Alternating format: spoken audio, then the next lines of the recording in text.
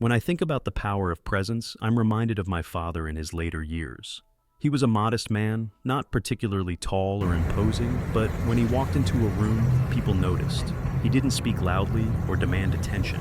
It was the way he carried himself.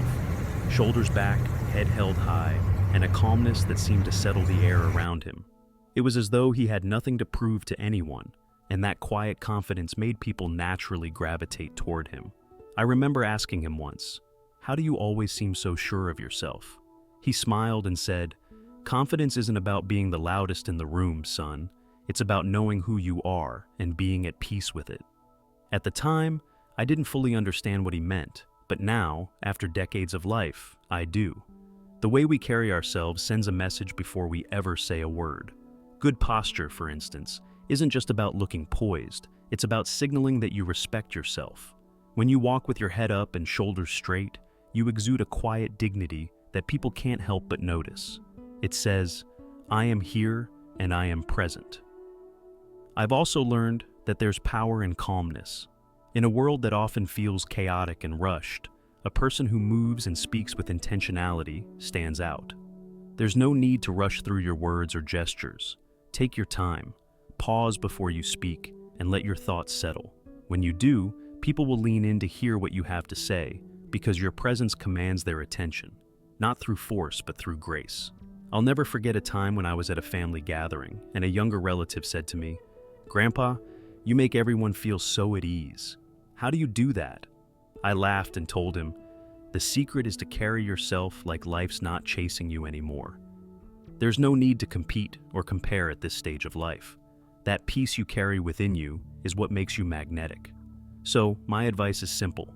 Stand tall, move calmly, and let your presence do the talking. You'll find that people will notice you, not because you're shouting for attention, but because your quiet confidence is impossible to ignore.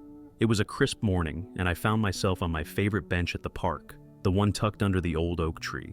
The air was cool, and the sun was just starting to peek through the leaves. I watched as people walked by, young couples, parents chasing after children, and a few folks my age taking their morning strolls. I wasn't trying to catch anyone's attention, but then, out of nowhere, a young woman walking with her husband glanced my way. She smiled, warm, genuine, and full of kindness. It wasn't because I was wearing anything special, just a simple, well-pressed shirt and my favorite hat. It wasn't because I said anything either. I hadn't spoken a word. And yet, in that moment, there was a connection, a silent exchange. It reminded me of something I've learned over my 80 years.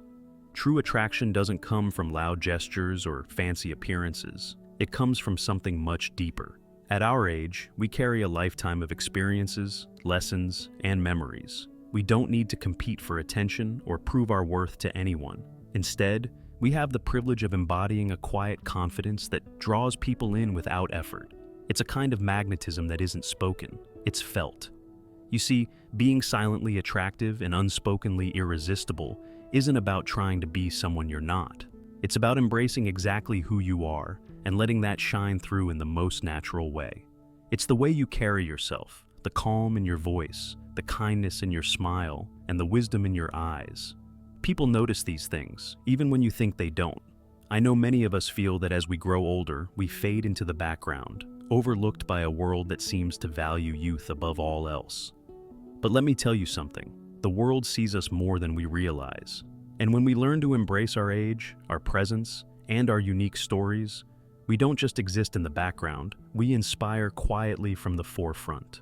So, let's spend some time together today exploring how to cultivate that presence.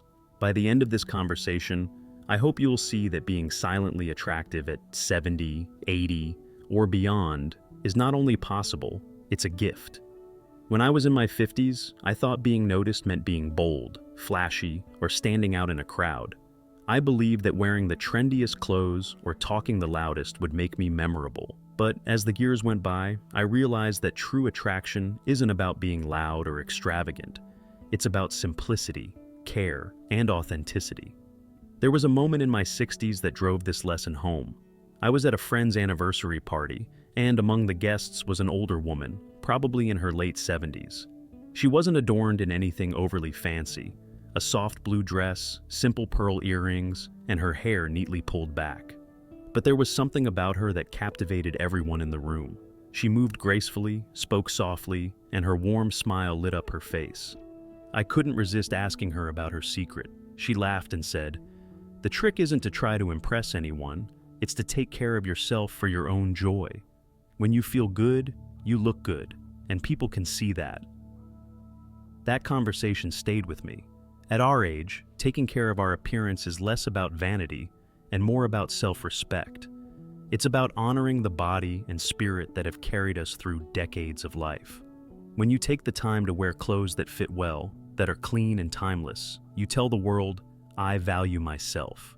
You don't need designer labels or flashy accessories. Simplicity often speaks louder than extravagance. A crisp shirt, a well-kept jacket, or even a favorite scarf can show that you care enough to put in the effort. Grooming is just as important. A neatly combed head of hair, clean nails, and polished shoes can make a world of difference. But more than any of these, a genuine smile is your greatest asset.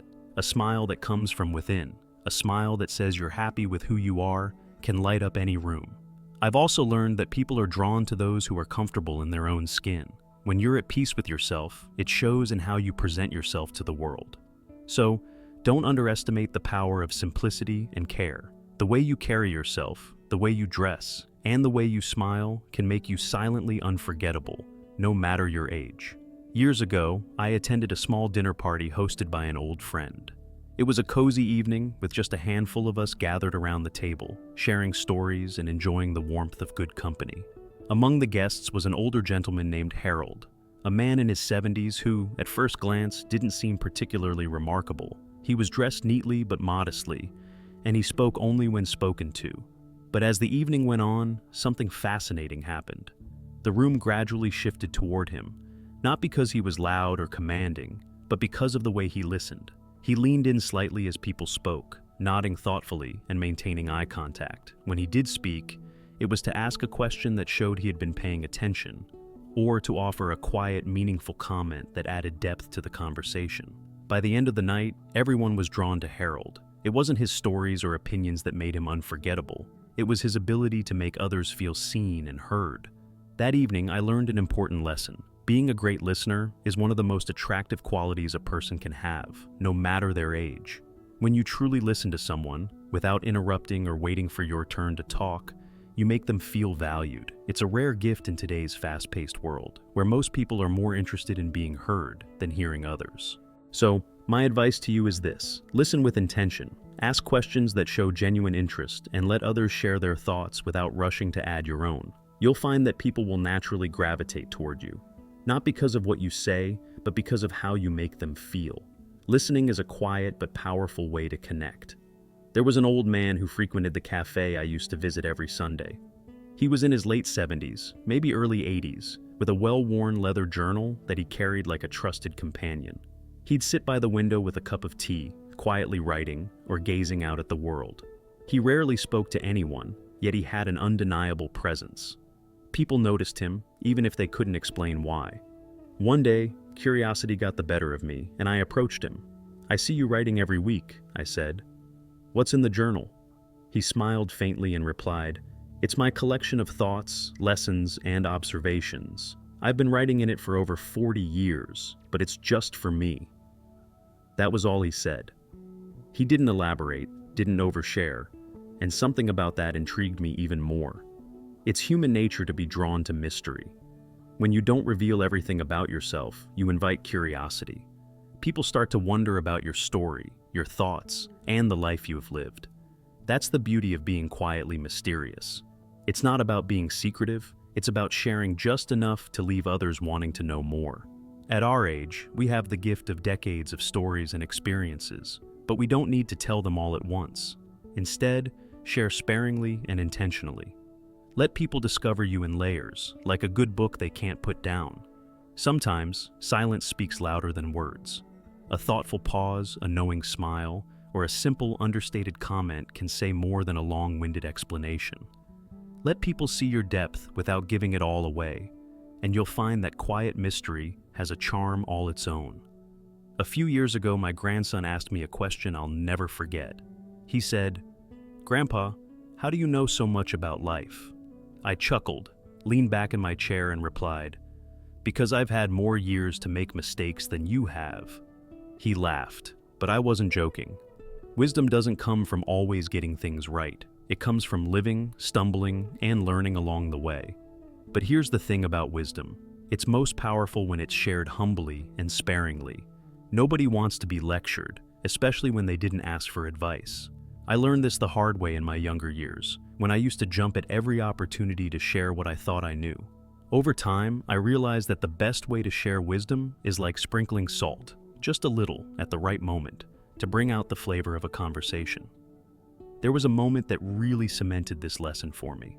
I was sitting with a group of younger folks, listening to them debate a decision about their careers. They eventually turned to me and asked, "What would you do?" Instead of giving them a long speech, I shared a single story from my own life, one where I made a mistake and learned something valuable. I didn't tell them what to do, I let the story speak for itself. Later, one of them came back and said, "That story helped me make my decision." The key is to offer your insights as a gift, not a lecture. Share your lessons gently and trust that people will take what they need from them. Wisdom given with humility and care isn't just useful, it's irresistible. It makes people respect and appreciate you even more. A few months ago, I found myself at the supermarket, doing my usual shopping. As I reached for a box of cereal, my hand slipped, and before I knew it, an entire stack of boxes tumbled to the floor. For a brief moment, everyone around me froze, staring at the mess. Then, instead of panicking or feeling embarrassed, I started laughing, a deep, hearty laugh that echoed through the aisle. My laughter was so infectious that the people around me started chuckling too. A woman walking past smiled and said, "That laugh just made my day." That moment reminded me of the incredible power of laughter, especially as we grow older. Life has a way of throwing unexpected challenges and mishaps our way, and while we can't always control what happens, we can control how we respond. A genuine laugh has the ability to turn an awkward moment into a joyful one and to bring people closer together. I've learned that humor, especially self-deprecating humor, is one of the most charming qualities anyone can have. When you can laugh at yourself, it shows others that you're comfortable in your own skin and that you don't take life or yourself too seriously. It's a subtle way of saying, "I'm at peace with who I am, imperfections and all." Over the years, I've also noticed that laughter connects people across generations. Whether you're joking with your grandchildren, sharing a funny memory with friends, or simply chuckling at life's absurdities, humor has a way of breaking down barriers and creating bonds. So, don't hold back your laughter. Let it come freely, even in the simplest moments. A warm, hearty laugh doesn't just brighten your day, it has the power to light up the world around you. When I turned 75, I made a decision that might sound a little surprising to some.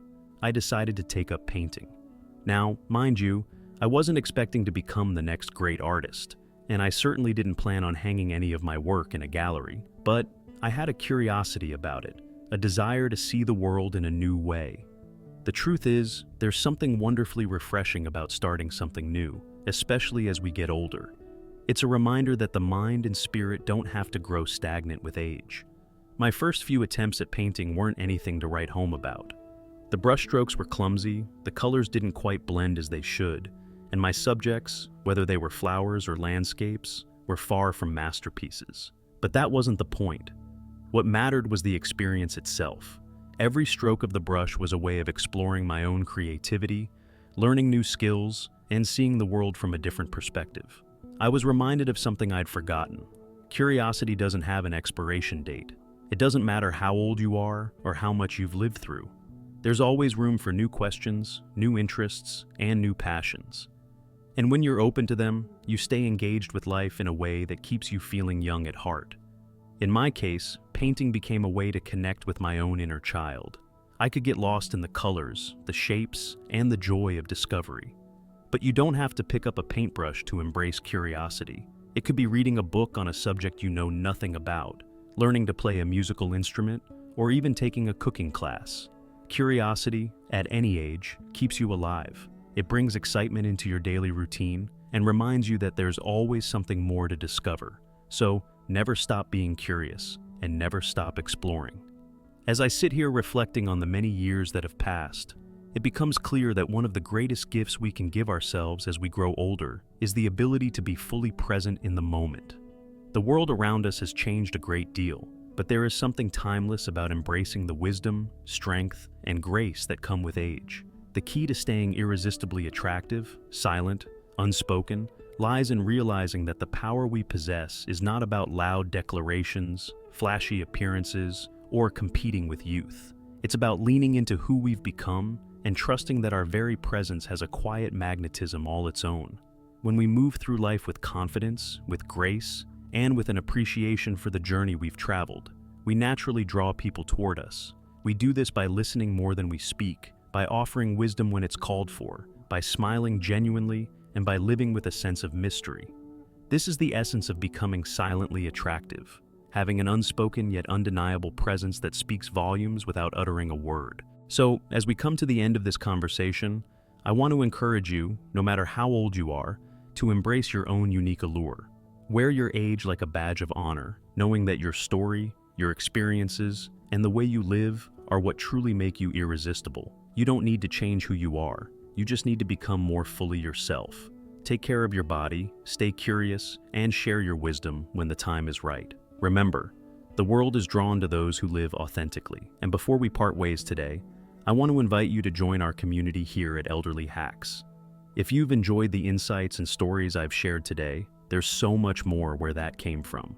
We're here to inspire and motivate one another to live our best lives, whether we're 60, 70, or beyond. So, if you haven't already, take a moment to subscribe to Elderly Hacks, and don't forget to turn on the notification bell. We post new videos regularly, filled with tips, advice, and heartwarming stories to help you live with grace, confidence, and a little extra sparkle as you age. You'll find that we're all on this journey together, and we're never too old to learn something new.